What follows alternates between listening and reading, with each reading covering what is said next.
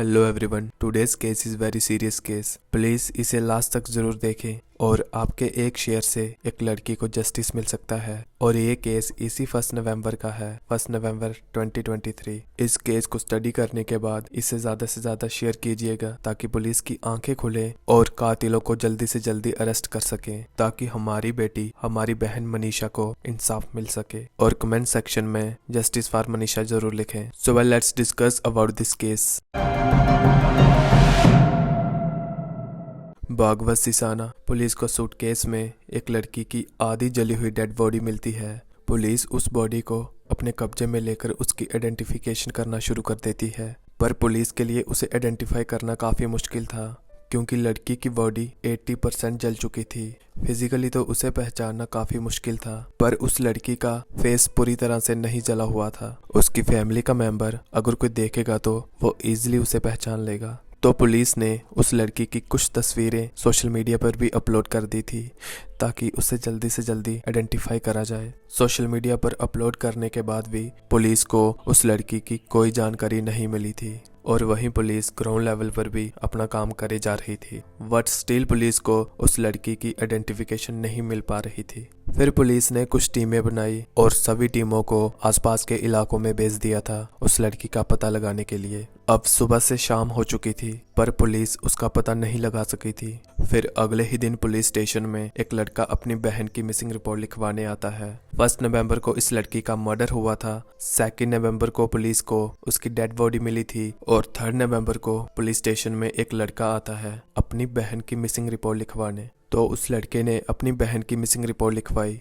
तो उसने बताया कि पिछले 3 दिनों से मेरी बहन लापता है और उसका फोन भी बंद आ रहा है। तो पुलिस को लगा कि कहीं ये वही लड़की तो नहीं जिसको हम कल से आइडेंटिफाई करने की कोशिश कर रहे थे। तो पुलिस ने उसे उस लड़की की फोटो दिखाई। पहले तो वो उस लड़की को पहचानने से मना कर देता है क्योंकि उसका फेस अच्छे से नहीं दिख रहा था, पर जब वो अच्छे से उस तस्वीर को देखता है तो वो उसे पहचान लेता है। तो वो कहता है कि हाँ, ये मेरी बहन ही है। पर पुलिस को अभी भी पूरी तरह से भरोसा नहीं हुआ था। तो पुलिस उसे उस लड़की की डेड बॉडी दिखाती है और वो लड़का उस डेड बॉडी को देखकर शॉक हो गया था क्योंकि वो उसकी चचेरी बहन मनीषा थी। तो फिर पुलिस को मनीषा के भाई से उसके घर परिवार का सब पता लग चुका था। तो मनीषा के भाई के बताए हुए एड्रेस पर पुलिस सीधा मनीषा के घर चली गई थी। तो वहाँ पुलिस को मनीषा का रियल ब्रदर और उसकी भाभी मिलती है। पुलिस उन्हें मनीषा की तस्वीर दिखाती है तो वो उसे पहचान लेते हैं। तो पुलिस ने उन्हें बताया कि ऐसे ऐसे आपकी बहन की मौत हो चुकी है। तो वो लोग भी ये सुनकर शॉक हो गए थे। तो पुलिस ने उनसे मनीषा के बारे में पूछा तो उन्होंने बताया कि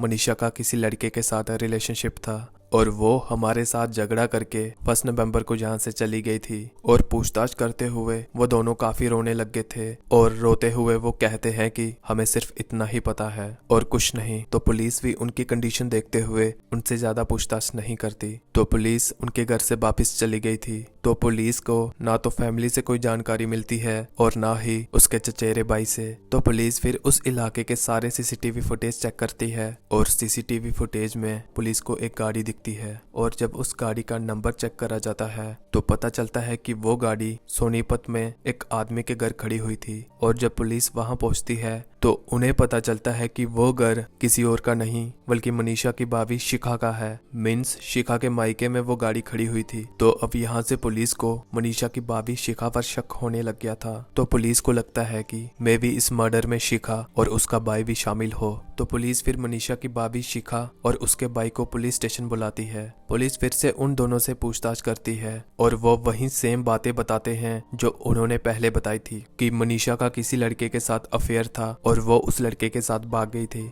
फिर पुलिस उन्हें उनके घर की और उनकी गाड़ी की तस्वीर दिखाती है और उनसे पूछती है कि आखिर उस रात तुम्हारी गाड़ी वहाँ क्या कर रही थी। और अब पुलिस उनसे काफी सख्ती से पूछताछ करने लग गई थी और ये दोनों कन्फेस कर लेते हैं कि मनीषा को उन्होंने ही मारा था, पर इनके साथ एक और भी आदमी शामिल था। तो जब सारी स्टोरी मनीषा की भाभी ने पुलिस को बताई तो वो सुनकर तुम लोग भी शॉक हो जाओगे। मनीषा चौहान नोएडा के सेक्टर 45 में रहती थी और वो सिर्फ 22 साल की थी। मनीषा की फैमिली में 4 लोग थे, मनीषा, उसकी मोम, भाई और भाभी। पर मनीषा के डैड हर्षवर्धन चौहान की पहले ही मौत हो चुकी थी। मनीषा तब सिर्फ 6th क्लास में थी, पर मनीषा को अपने डैड की मौत का काफी सदमा लगा था, क्योंकि उसके डैड उससे बेहद प्यार करते थे और मनीषा के लिए भी उसके डैड से बढ़कर कुछ नहीं था। पर उनकी मौत के बाद मनीषा काफी टूट चुकी थी। एक हंसती खेलती लड़की अब गुमसुम सी रहने लगती थी। पर जैसे जैसे मनीषा बड़ी होती जा रही थी, धीरे धीरे वो इस सदमे से बाहर आती जा रही थी। पर मनीषा के डैड की मौत के बाद उसकी फैमिली में से कोई भी उससे प्यार नहीं करता था, क्योंकि मौत से पहले मनीषा के डैड ने उसके नाम 4 करोड़ की प्रॉपर्टी कर दी थी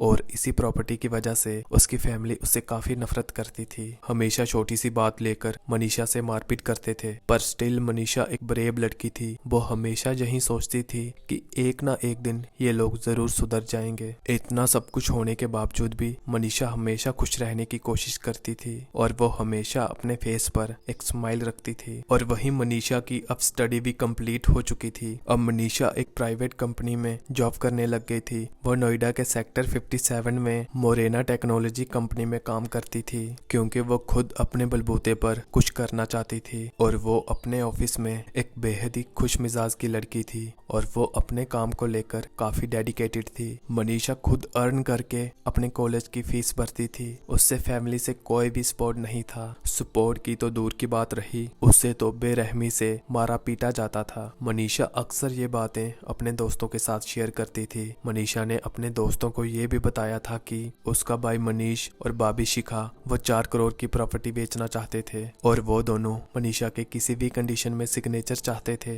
ताकि वो लोग वो प्रॉपर्टी बेच सकें। पर मनीषा सिग्नेचर नहीं करती थी, क्योंकि वो प्रॉपर्टी नहीं बेचना चाहती थी। इसी प्रॉपर्टी की वजह से उसे इतना टॉर्चर किया जाता था और मनीषा की भाभी उस पर बिना मतलब के एलिगेशंस लगाती थी, ताकि उसकी बदनामी हो सके। वो मनीषा के रिलेटिव्स और नेबर्स में भी उसकी काफी बदनामी करती थी। पर स्टिल मनीषा अपनी फैमिली से काफी प्यार करती थी। वो उसे इतना टॉर्चर करते थे, पर मनीषा अपने फेस पर हमेशा एक स्माइल रखती थी। कई बार तो मनीषा को वो रात को खाना भी नहीं देते थे और वो भूखे पेट ही सो जाती थी। फिर मनीषा को एक दिन अपनी भाभी के एक्स्ट्रा मैरिटल अफेयर के बारे में पता लगता है, पर मनीषा कुछ नहीं कर सकती थी। उसे पता था वैसे भी उसकी बात पर कोई विश्वास तो करेगा नहीं, पर फिर भी उसकी भाभी को लगा कि मनीषा उसके अफेयर के बारे में सबको बता देगी। तो मनीषा की भाभी काफी डर गई थी। फिर मनीषा की भाभी पूरी फैमिली को ये झूठ बोलती है कि मनीषा का किसी लड़के के साथ रिलेशनशिप है और ये दोनों भागकर शादी करना चाहते हैं। खुद को डिफेंड करने के लिए उसने मनीषा को टारगेट बनाया, क्योंकि उसे पता था सब मेरी बात को मान ही लेंगे।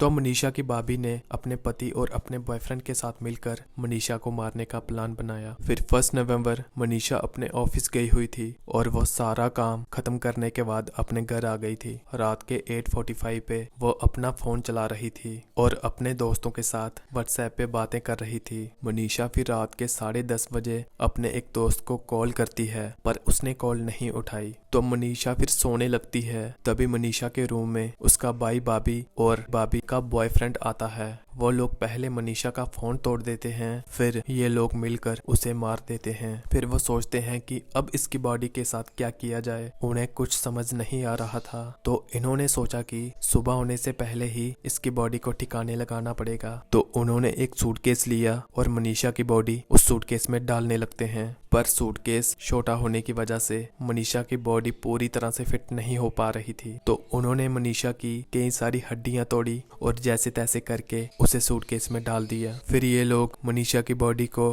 नोएडा से बागवत सिसाना गांव में जलाने के लिए ले जाते हैं, ताकि पुलिस को इनके खिलाफ कोई एविडेंस ना मिल सके। तो उन्होंने वो सूटकेस अपनी गाड़ी में डाला और सिसाना गांव में चले गए थे। तो वहां पवन सूटकेस को लेकर उतर जाता है। पवन जो कि मनीषा की भाभी का बॉयफ्रेंड था और अब सुबह भी होने वाली थी, इसलिए पवन को वहां उतारने के बाद मनीषा के भाई और भाभी वापिस घर चले गए थे। तो पवन फिर उस सूटकेस को लेकर जंगल की ओर चला गया था। पवन फिर उस सूटकेस को पेट्रोल डालकर आग लगा देता है। आग लगाकर वो भी वहां से चला गया था क्योंकि सुबह होने वाली थी। उसे भी डर था कि कहीं कोई उसे वहां देख ना ले। तो अगले ही दिन सुबह एक आदमी को सूटकेस में आधी जली हुई लड़की मिलती है। तो वो आदमी सीधा पुलिस को इन्फॉर्म करता है और पुलिस भी मौके पर वहां पहुंच गई थी। पुलिस उस डेड बॉडी को अपने कब्जे में लेकर उसकी इन्वेस्टिगेशन करना शुरू कर देते हैं और साथ में वहां फोरेंसिक टीम भी पहुंच गई थी। वो भी वहां से एविडेंस कलेक्ट करते हैं। और वहीं अगले ही दिन जब मनीषा अपने ऑफिस नहीं गई तो उसके दोस्त उसे फिर से कॉल करने की कोशिश करते हैं, पर उसका फोन स्विच ऑफ आ रहा था। तो फिर उन्होंने मनीषा के चचेरे भाई संदीप से मनीषा के बारे में पूछा